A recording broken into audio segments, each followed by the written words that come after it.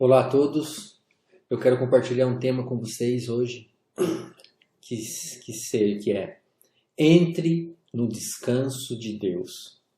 Eu acredito que isso irá enriquecer bastante o seu coração.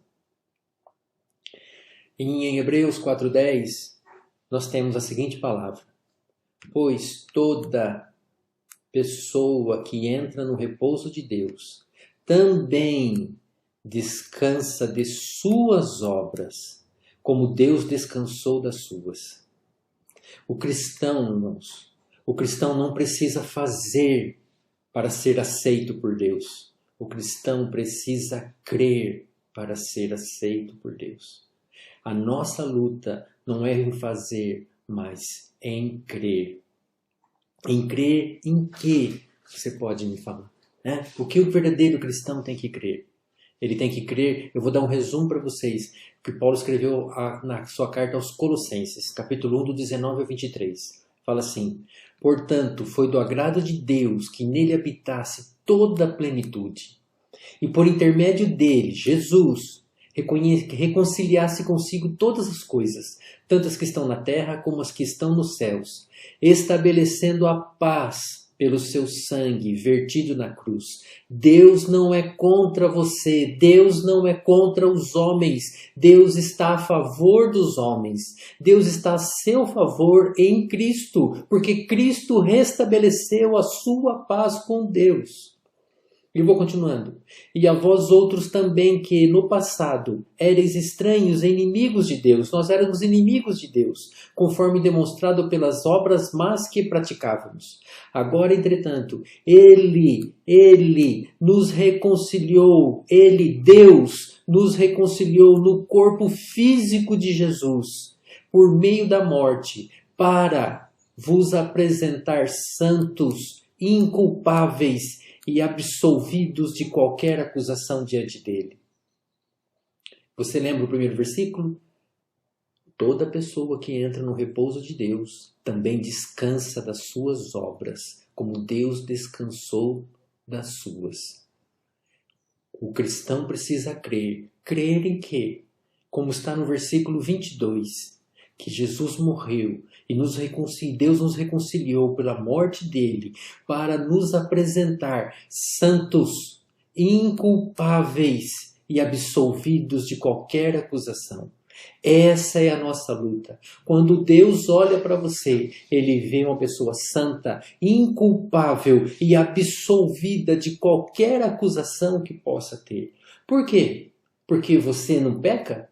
Não. Porque você nunca pecou na sua vida? Muito menos. Por quê? Porque Cristo Jesus pagou o preço dos seus pecados. Ele morreu na cruz.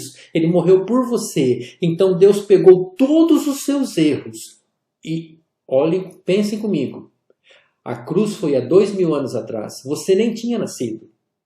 E mesmo assim, para Deus, a Bíblia fala que é um novo e vivo caminho. Vivo no sentido de ser fresco, de ser recente. Então Deus pegou o seu pecado e culpou e condenou Jesus pelo seu pecado, para que você estivesse livre e absolvido de qualquer acusação.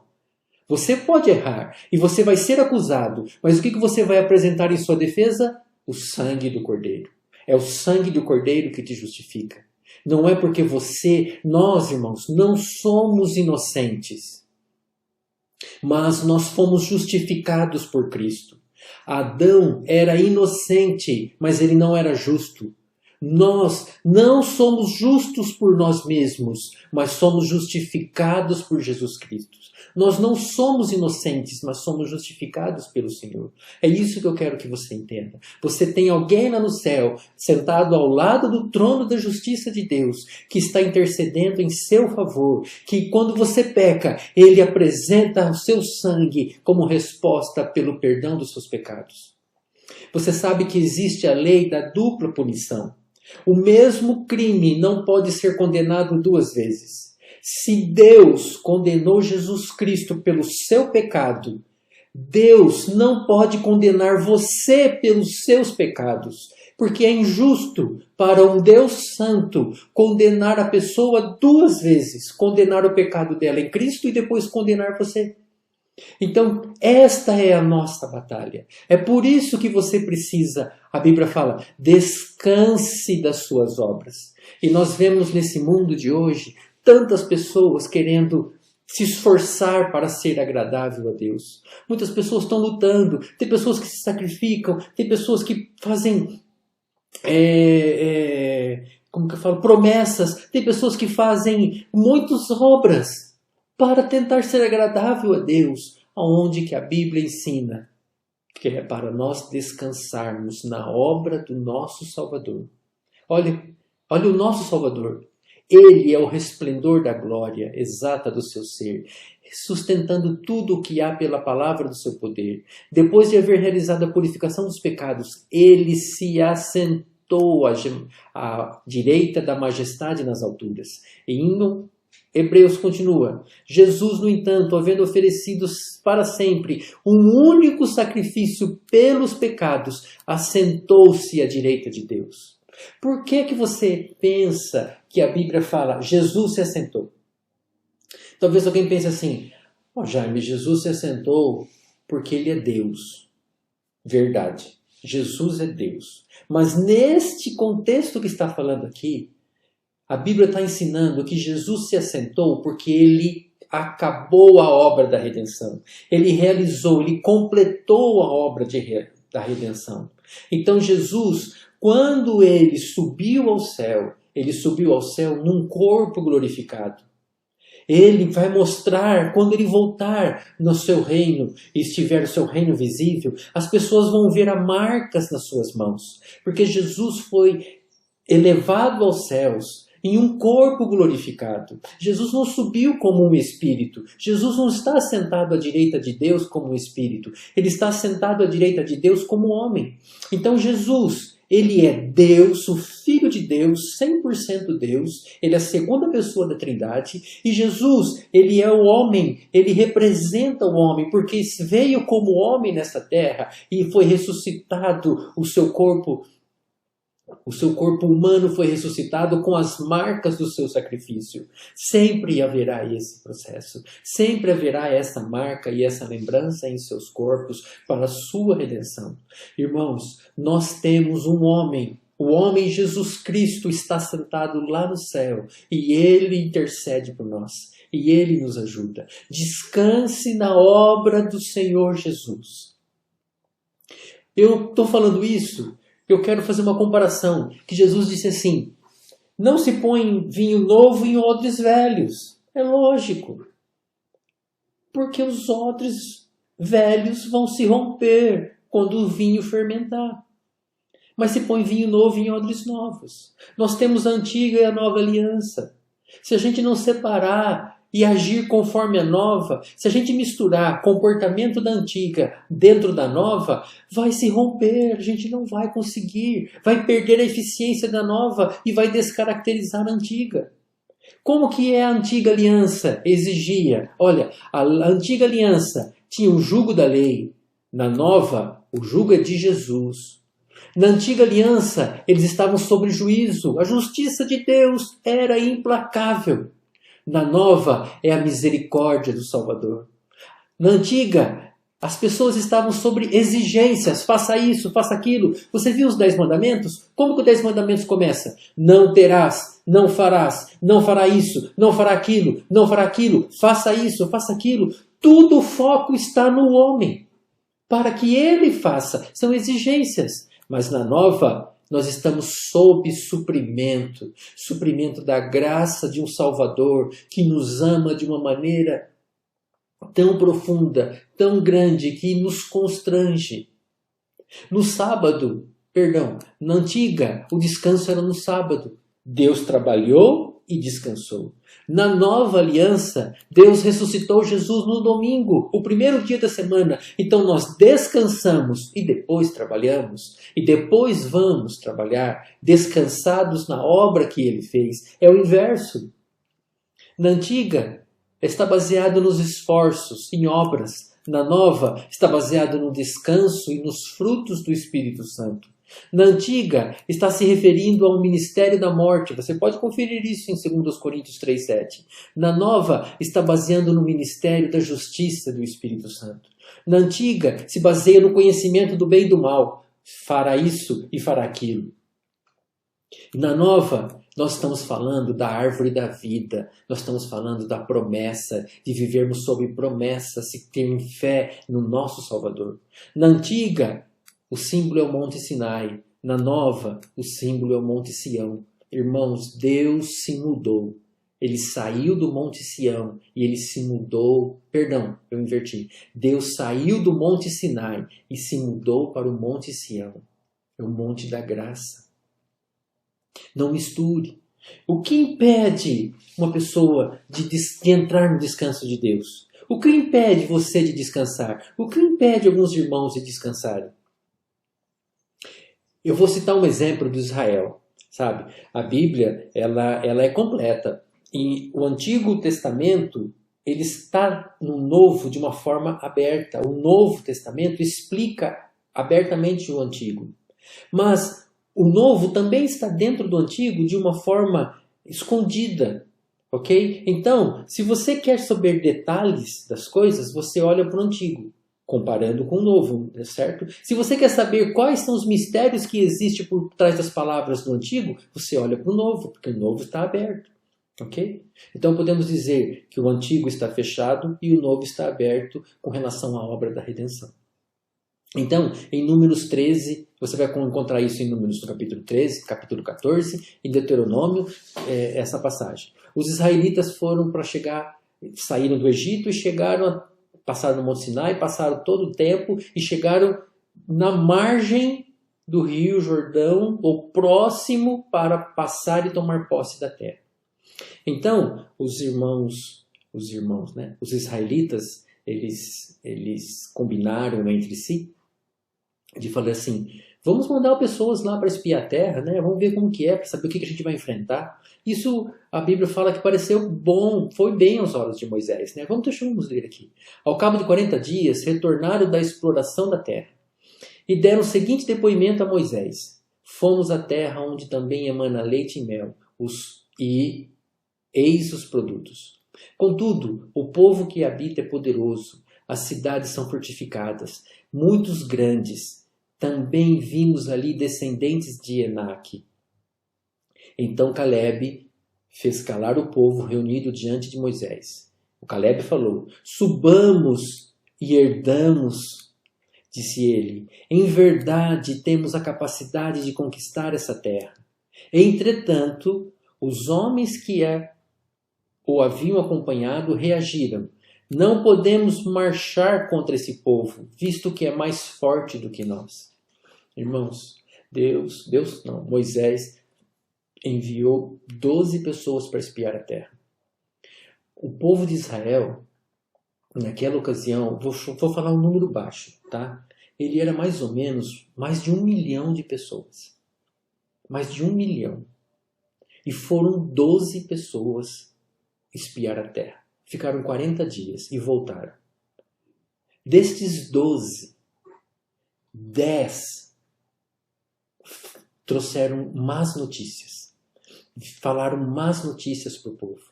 2 falaram boas notícias para o povo. Deram esperança e trabalharam na fé. Mas 10 trabalharam com conhecimento do bem e do mal. Trabalharam com conhecimento da razão. E trouxe para o povo uma prática, uma lógica, que trouxe medo ao coração do povo, que fez as pessoas pararem de olhar para Deus e começaram a olhar para as suas fraquezas. Qual foi a consequência disso?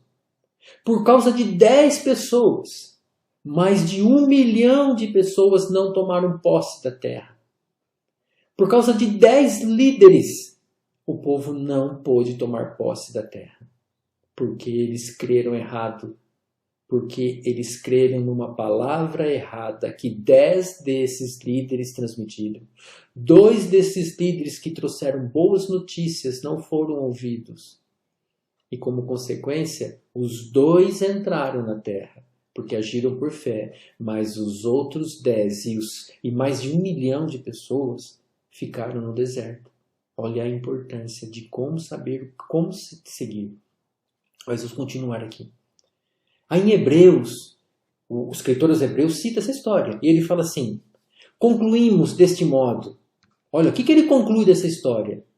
Que não lhes foi possível ter acesso à terra prometida por causa da incredulidade. Portanto, ainda que nos tenha sido outorgada a promessa de ingressar no descanso de Deus, temamos que alguns de vós pareça ter falhado. Pois as boas novas foram pregadas também a nós, tanto quanto a eles. Entretanto, a mensagem que eles ouviram de nada lhes valeu. Por que não valeu nada? Pois não foi acompanhada de fé por aqueles que a ouviram. O povo de Israel ouviu boas notícias da boca de Caleb e de Josué. Eles ouviram boas notícias, mas essas boas notícias de nada valeu, porque não estava acompanhada de fé.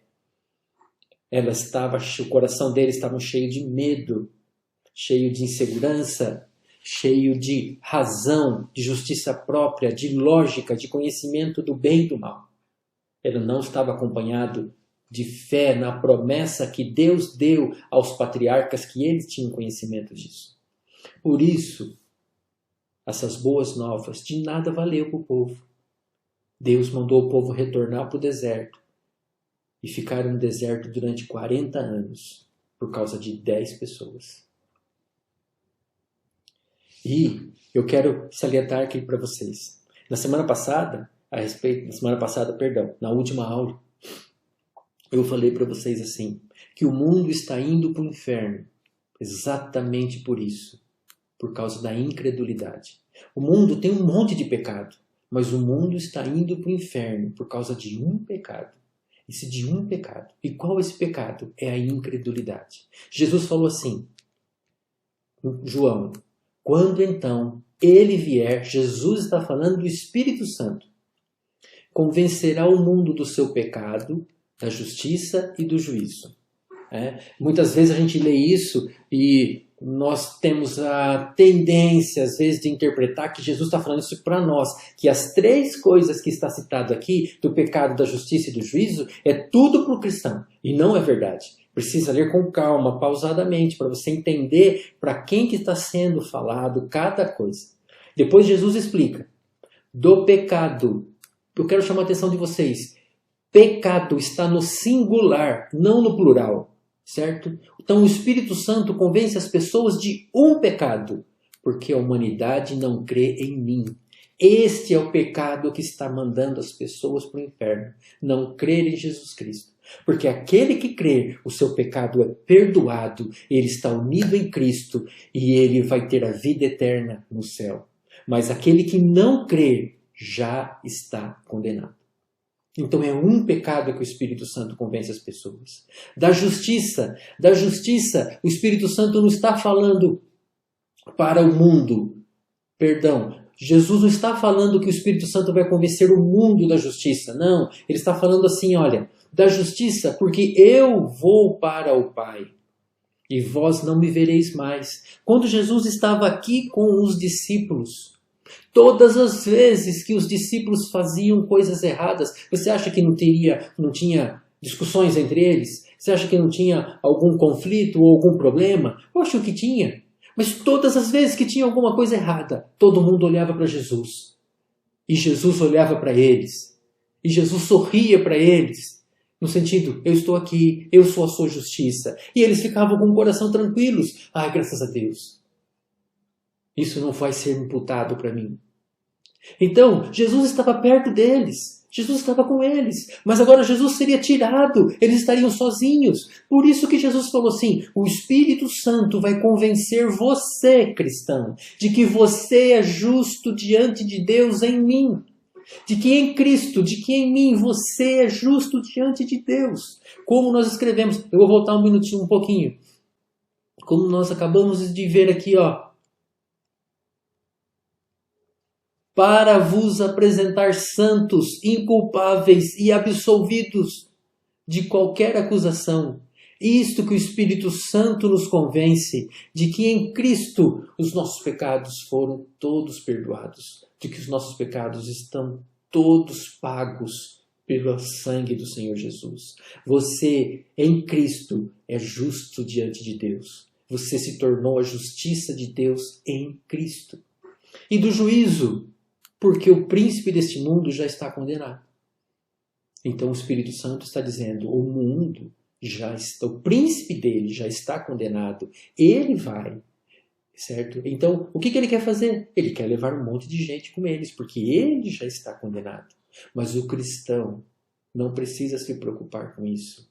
Você descansa na obra do teu Salvador, do teu Redentor. E quem pode entrar nesse descanso? Quem pode entrar? Qual é o requisito para entrar nesse descanso? Vamos ver. Quem pode entrar? Então nós temos aqui. Eu amo esse versículo. Isaías 55:1. Todos que tendes sedes, vinde às águas cristalinas. E vós, os que não tendes dinheiro, nem recursos, vinde agora, comprai e comei, vinde, adquire vinho e leite, sem pagamento, sem custo. É de graça. Venham todos que desejam. É de graça. Eu quero fazer uma reflexão com vocês. Se o ser humano pudesse largar os seus pecados sozinhos, não precisaria de Jesus. Jesus, no jardim do Getsêmani, perguntou assim: Pai, se é possível, passa de mim esse cálice. Mas não seja feita a minha vontade, mas a tua. Você acha que se naquele momento, se fosse possível, Deus não teria falado? Você acha se naquele momento Deus falasse assim: filho, tem um jeito. Fale que as pessoas têm caráter, porque caráter me agrada e caráter satisfaz o preço da minha redenção. Você acha que isso, se caráter salvasse alguém, você acha que Deus não teria poupado Jesus? Claro que teria, porque o Pai ama o seu filho. Se caráter pudesse salvar alguém, Jesus não precisaria ter morrido. Se a ética pudesse salvar alguém, Jesus não teria morrido. Se a bondade, se a lealdade pudesse salvar alguém, Jesus não teria morrido. Então, reflita comigo, por que exigir de alguém que não pode fazer algo sozinho? Que não tem forças para fazer algo sozinho? Isso é uma carga pesada para eles. Eles precisam de ajuda. Eles precisam de apoio. Eles precisam de um Salvador. Nós precisamos de um Salvador. Irmãos, eu penso comigo. Eu acho que não vai acontecer, mas se acontecesse, Jesus mesmo falou: as prostitutas vão entrar na frente do reino de Deus, na frente de muita gente que é religioso. Pessoas que não merecem estarão nos céus e pessoas que tiveram uma vida ética, justa e piedosa e honesta irão para o inferno. Porque caráter, conduta, justiça própria não salva ninguém. O que salva é Jesus. Por isso que Jesus falou assim: bem-aventurados humildes, porque deles é o reino dos céus. O humilde sabe que ele não pode por si só, ele depende de um Salvador. Ele depende de Jesus para ser salvo. E nós, cristãos, nós até temos um jargão, às vezes, que praticamos. Na verdade, faz tempo que eu não ouço isso, mas eu já ouvi muito isso no passado. Quando nós conhecemos uma pessoa que não conhece Jesus, né? E essa é uma pessoa ética, honesta, boa, porque tem um monte de pessoas assim no mundo. Um monte. Quando nós conhecemos essas pessoas, nós falamos assim: só falta Jesus para ela. Que isso, irmãos? Jesus não é acessório. Jesus é o principal. Sem Ele ninguém vai para o céu. Sem Ele não tem redenção. Sem Ele não tem salvação. Sem Ele não tem. Eu não estou desprezando o caráter, nem a ética, nem a integridade. Eu não estou desprezando. Eu estou dizendo para vocês que do plano vertical de salvação, essas qualidades não salvam ninguém. Por isso que nós cristãos, quando nos relacionamos e entregamos ou falamos com alguém, essas qualidades, e nós desejamos que essas pessoas sejam salvas, estas questões não é da nossa conta. Isto é a obra do Espírito Santo que convence ela e transforma a vida dela. Nós temos que entregar a essas pessoas a palavra de salvação, que todo aquele que nele crer não será condenado. Este é o requisitado, é o requisito colocado por Deus. E o que devemos fazer então para descansar? Olha que Jesus falou que palavra mais linda do nosso Salvador, do nosso amoroso, do nosso amado Salvador. Vinde a mim todos, todos, todos. Ele só colocou assim, vinde, e todos. Ele não colocou mais nenhum requisito. Todos que estão cansados de carregar suas pesadas cargas, eu vos darei descanso. Tomai sobre vós o meu jugo e aprendei de mim, porque sou manso e humilde de coração, e encontrareis descanso para as vossas almas. Pois o meu jugo é suave e o meu fardo é leve. Vá até Jesus. Ele te dará descanso. Ele não olha para o que você é, ou o que você foi, ou o que você quer ser. Ele olha para a sinceridade do seu coração. Entregue o seu coração de uma maneira verdadeira a Ele. Receba Ele na sua vida e Ele vai trabalhar com você. Ele não pede nada de você, a não ser que você creia e que você vá até Ele e o receba. Este é o único requisito que o nosso Salvador solicita das pessoas. Nós precisamos entender isso, que a justiça nossa, a justiça própria do homem, não salva o homem.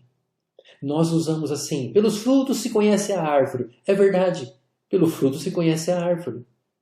Mas não é o nosso discernimento que valida isso.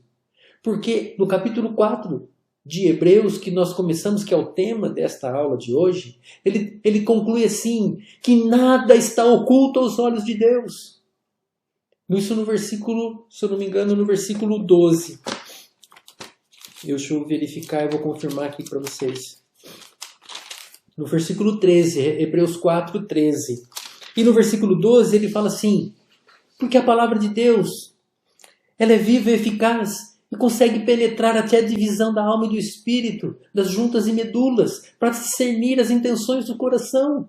É Deus quem quem faz o discernimento, que separa as intenções do coração. É Deus que separa o que é espírito do que é alma. É Deus, é a palavra que faz isso. Não sou eu. Eu não estou dentro da pessoa. Não sei o que ela passa, nem o que ela é. Então, o meu olhar para os nossos irmãos, para as pessoas, é um olhar que entregar a ela o descanso do nosso Salvador. Como ela vai usar, como o Senhor vai trabalhar, é o propósito dele em cada um. Pedro seguia Jesus quando Jesus ressuscitou, no capítulo 20 de João, Jesus ressuscitou, 21 de João. E o discípulo amado seguia os dois.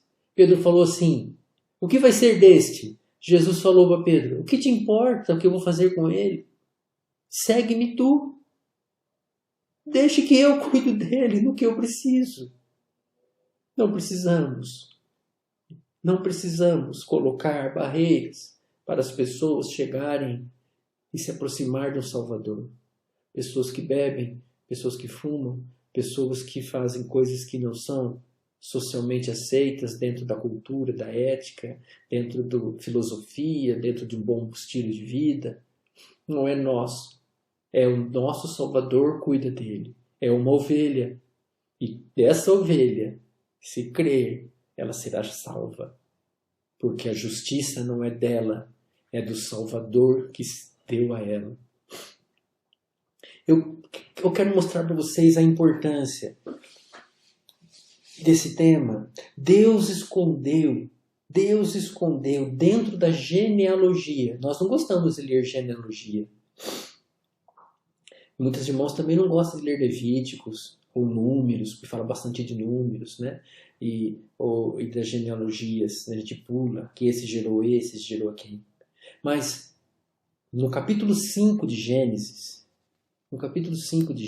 tem a genealogia de Adão até Noé, que seria, vamos dizer assim, do primeiro período onde houve um juízo de Deus na terra. Então, os homens de Deus dentro desse período. E nessa genealogia, você vai encontrar uma linda mensagem que está escondida, boas notícias nela, né? E isso não é meu conhecimento, irmãos. Eu pesquisei para isso, tá? Não fui eu que criei isso. Então, como que eu encontro isso? Então a Bíblia fala assim, ó, Adão gerou Sete, Sete gerou Enos, Enos gerou Canaã, Canaã gerou Malaleel, Malaleel gerou Jarade, Jarade gerou Enoque, Enoque gerou Matusalém, Matusalém gerou Lameque, Lameque, opa, eu não sei o que aí aconteceu.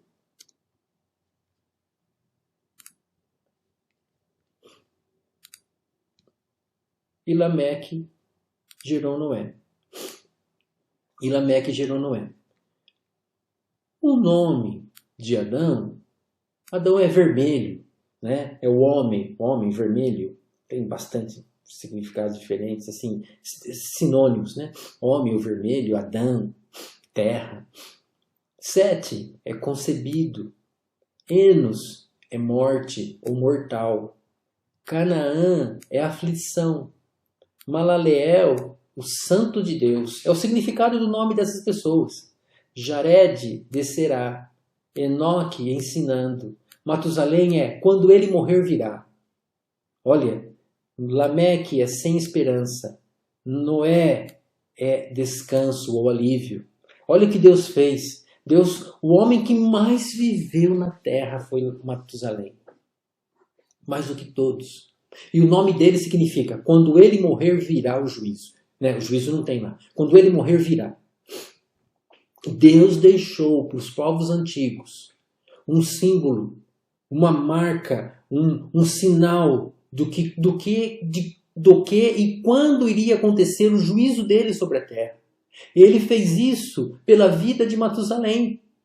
Então todas as pessoas que falavam com Matusalém, que conheciam Matusalém ou que, sei lá, que se relacionavam, como que é o nome dele, né? Porque antigamente, hoje, a gente coloca nome daquilo que já é conhecido. Eu gostei desse nome, gostei daquele. Aí vem nome de pessoas famosas, vem nome de pessoas estrangeiras, ou vem nome já da sua família, se quer dar sequência no nome da sua família.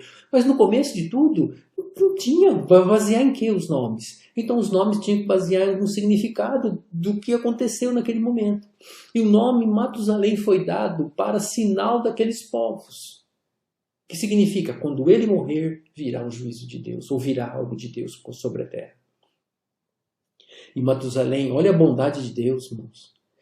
Por causa desse sinal, olha como Deus é longânimo. Matusalém foi o homem que mais viveu na terra. Olha a bondade. Deus não é Deus que tem prazer no juízo.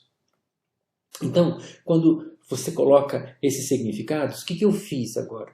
Eu só peguei e coloquei aqui alguns pronomes, só para fazer a ligação entre os significados dos nomes. E aí você vai encontrar a mensagem. E os pronomes é esse, olha. Ao homem está concebido a morte e aflição, mas o Santo Deus descerá ensinando que quando ele morrer virá ao sem esperança o descanso. Capítulo 5 de Gênesis. A mensagem das boas novas está escondido dentro dos nomes dos primeiros homens, dos patriarcas da humanidade. Deus colocou boas notícias lá. Essas boas notícias servem até hoje. Ao homem está concebido morte e aflição, mas o Santo Deus descerá ensinando que quando ele virá aos sem esperança, o descanso virá o descanso e o alívio, que está falando da vinda do nosso Senhor Jesus. E para encerrar essa reflexão, eu quero dizer para vocês, você que está passando assim, irmão, se você tem alguma dificuldade nesse momento, se você é um empresário, se você é um trabalhador, se você está sem emprego, se você, sei lá, por causa desse toda essa situação de pandemia que ocorreu, o que eu quero falar para vocês, deixar a mensagem para vocês é de descanso. É a mensagem que Noemi falou para Ruth. Você vai encontrar isso em Ruth 3,18. Então Noemi assegurou a Ruth: fica tranquila, descansa foi eu que coloquei, minha filha, até saberes como terminará tudo isso. Com certeza, este homem não descansará, enquanto não solucionar ainda hoje esta questão. Irmãos, deposite a sua confiança no Senhor, que o Senhor não descansará até ter resolvido o seu problema, até o seu problema estar satisfatório para você, até estar a seu benefício. O Senhor trabalha para você, o Senhor trabalha para te proteger. O Senhor é o meu pastor e nada me faltará. Isto é uma coisa, está integrada. Se você tem o seu pastor, nada te falta. Está integrado isso. E ele não vai descansar. Ele não vai descansar, mas você pode descansar. Esta é a nossa confiança que temos nele. E diante toda esta pandemia, eu tenho meditado e tenho deixado isso, tem vindo no meu coração, em Isaías 60, versículo 2. Em verdade, veja se não cabe bem para a nossa situação. As trevas cobrem a terra, a escuridão envolve todas as nações. Mas sobre ti, levanta-se a face de Yahvé, e a sua glória aparece sobre você. O mundo está em escuridão e em trevas, mas sobre ti haverá luz. Sobre ti tem promessa, sobre ti o teu pastor cuida de você. A glória do Senhor resplandece sobre você e nessa terra. Cada vez vai ficar evidente a diferença dos que creem dos que não creem. Porque os que creem, a bondade e a misericórdia do Senhor te cerca. Eu não coloquei nessa apresentação, mas eu quero encerrar esta aula com a mensagem de João, a carta de João. E João escreveu assim, 1 João 5, versículo 4. Todo aquele que é nascido de Deus vence o mundo. E este é o triunfo que vence o mundo, a nossa fé. Este é o triunfo que vence o mundo, a nossa fé. Fé no nosso Salvador, que Ele nos redimiu, que nós temos nele a redenção pelo seu sangue. Eu tenho falado, irmãos, e eu já falei várias vezes, você em sua casa, quando for feito pela internet, acompanhe pela internet, você e sua casa, 100 juntos, façam a ceia do Senhor, porque o corpo do Senhor é para a sua cura, E o sangue é por perdão dos teus pecados. Lembre-se, você tem cura e você tem perdão dos seus pecados. Você é justo aos olhos de Deus. Sei entre a sua família. Ore em espírito todos os dias. Imagine o que aconteceria se nós orássemos em línguas todos os dias de manhã. Como nós teríamos uma vida diferente. Ore em línguas. Sei, se alimente da palavra. Descanse no Senhor. Entre. Vem descansar. Entre no repouso do nosso Deus. A vida eterna começa agora. A vida eterna, a nossa vida eterna já começou, porque nós estamos em Cristo. Quando nós partirmos dessa terra, a gente só vai mudar o local, mas a nossa vida continua em Cristo. A vida eterna já começou. Jesus é a sua justiça, hoje e para todo sempre. Não tem nada. De tudo que foi falado hoje, eu só quero resumir numa coisa. Nada pode te separar do amor de Deus. Nada. Nem os seus erros, nem os seus vícios, nem o seu pecado. Porque o seu pecado, ele já foi perdoado. Apenas creia. Você é amado por Deus. Fique na paz do Senhor. Amém. Tchau, irmãos.